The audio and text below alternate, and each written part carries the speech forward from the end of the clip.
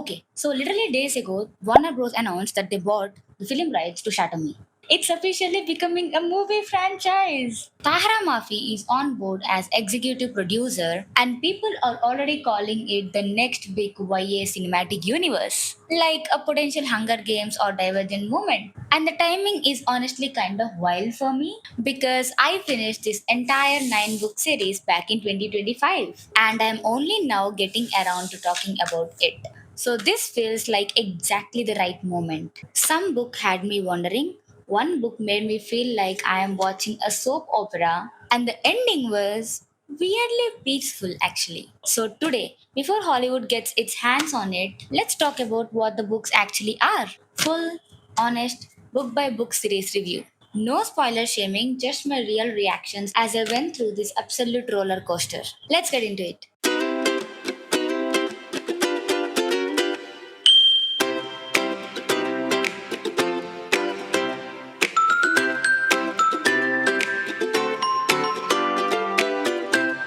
Quick context if you haven't read this. Shatter Me is a YA dystopian series about Juliet, a girl whose touch is lethal, and the chaos that unfolds around her, Warner, Adam, and Kenji as the world she lives in falls apart and rebels. It's romance heavy, fast paced, and honestly, emotionally unpredictable in a way I didn't expect going in. Let's start from book 1, Shatter Me, the one that started it all.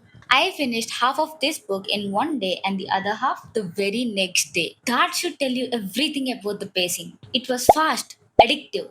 I genuinely could not put it down. The character growth in this book is exponential. Like watching the shift happen was so satisfying. Now, I will say I am fairly new to the dystopian genre, so some parts confused me a little. I wasn't always sure why certain world rules worked the way they did, but overall, I really liked it. It had funny moments, it had hope, it had bravery, and that combination made the story so much better than I expected. 4.5 Chandu Moons from me. Strong start. But here's the thing, book 1 is not actually where the real story begins.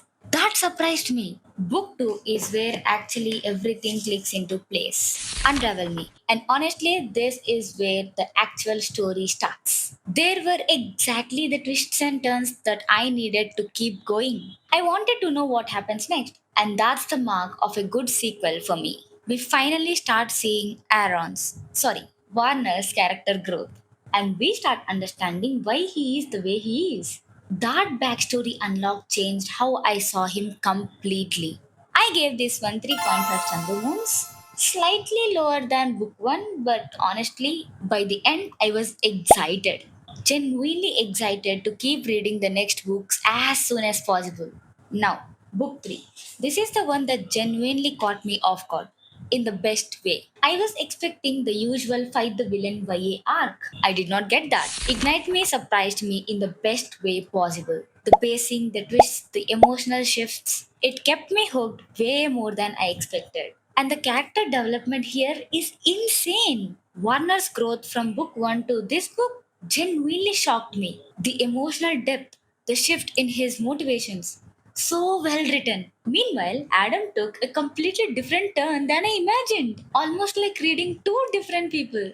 And Juliet, her evolution is one of the strongest points of this book. You can literally watch her gain confidence, understand her power, and step into who she really is. It felt empowering to read. Even Kenji, who doesn't get the most dramatic arc here, adds so much charm and heart. He balances the whole book out. By the end of this one, I sat there thinking, what was I doing all these years? Why didn't I read this sooner? This was genuinely my favorite in this series so far. So I rated it 4 Chandamoons out of 5. Now, book 4 does something a little different. Instead of moving the main story forward, it pulls us into the heads of the two people that we thought we already understood.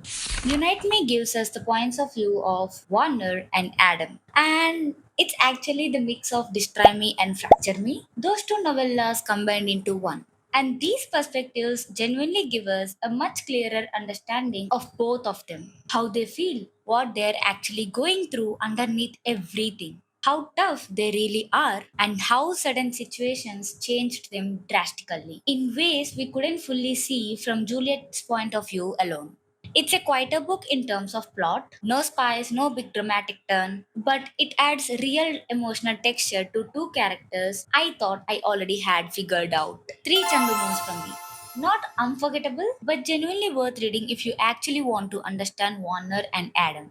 Okay, so after that calmer and more reflective book, book 5 humbled me real fast in a completely different direction. Restore Me was honestly one of the most chaotic entries in this series for me, and not necessarily in a good way. I went in expecting the story to finally dig into the politics, the consequences of everything Juliet fought for.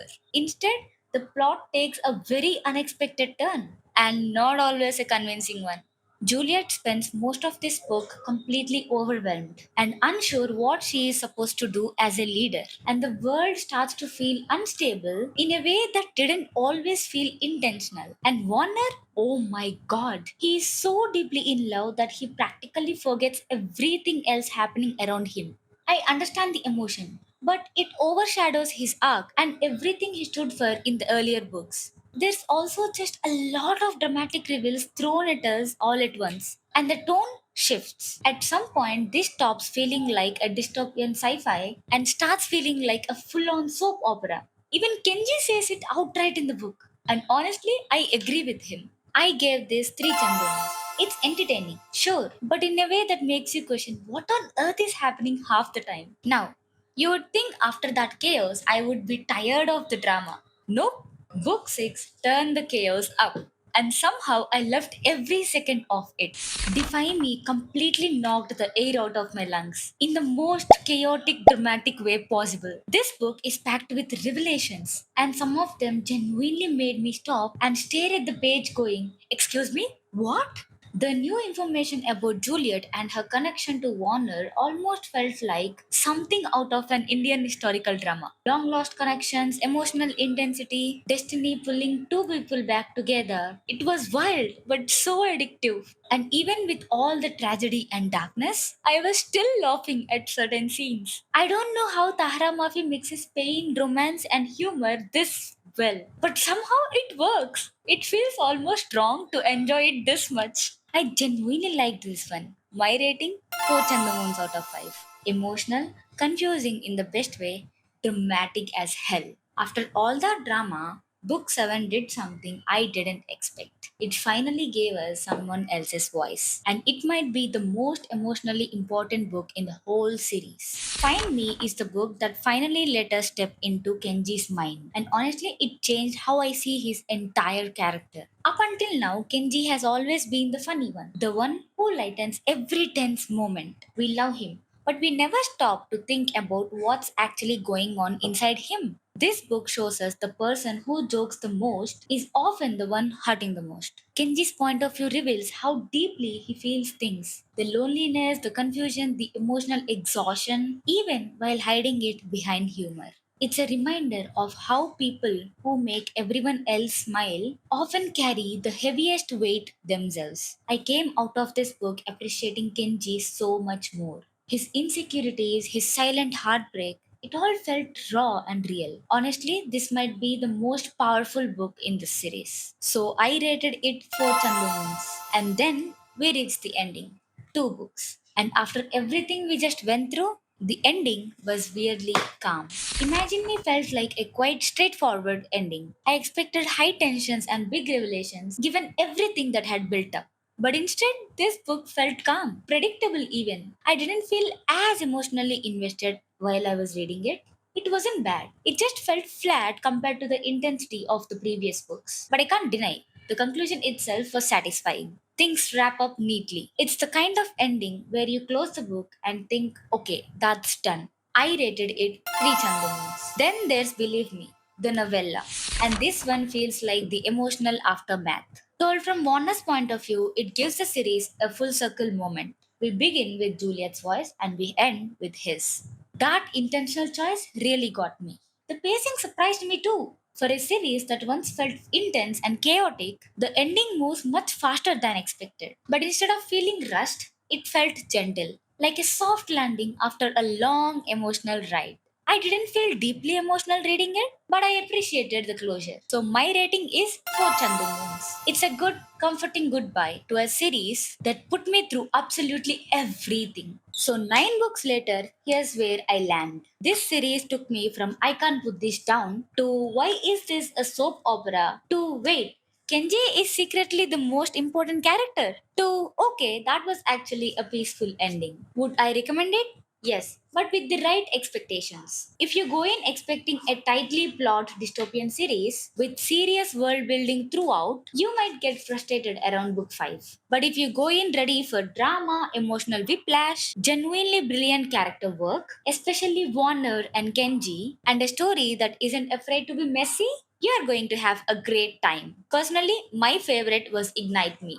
My most frustrating was Restore Me, and the one that surprised me most emotionally was Find Me. Have you read the Shatter Me series? Did Restore Me drove you as crazy as it drove me? Tell me in the comments. I want to know I'm not alone in this. And now that this is actually becoming Warner Bros. Film franchise, I'm genuinely curious who you would cast as Warner because that's going to be a whole debate on its own. If you enjoyed this kind of full series breakdown, let me know because I'd love to do more of these for other series. I am Bade and this is EFIL Anantham and I'll see you in the next one.